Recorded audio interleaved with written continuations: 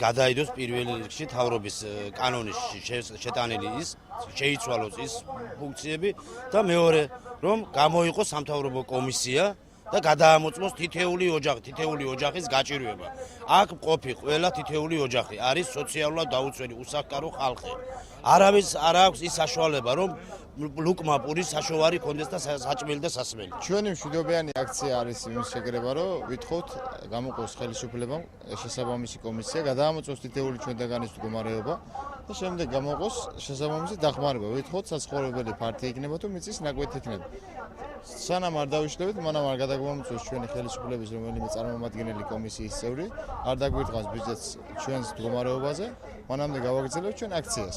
არ გამოურიცხავ, რომ იმ ადამიანებს შორის იმ ტერიტორიაზე იყოს ისეთები, რომლებსაც ჰქონდეს სხვა ფართი. არის ასეთი ფაქტი და უნდათ ამ გაჭირვებული ხალხის ხარჯზე კიდე მოიპოვონ სხვა ფართები.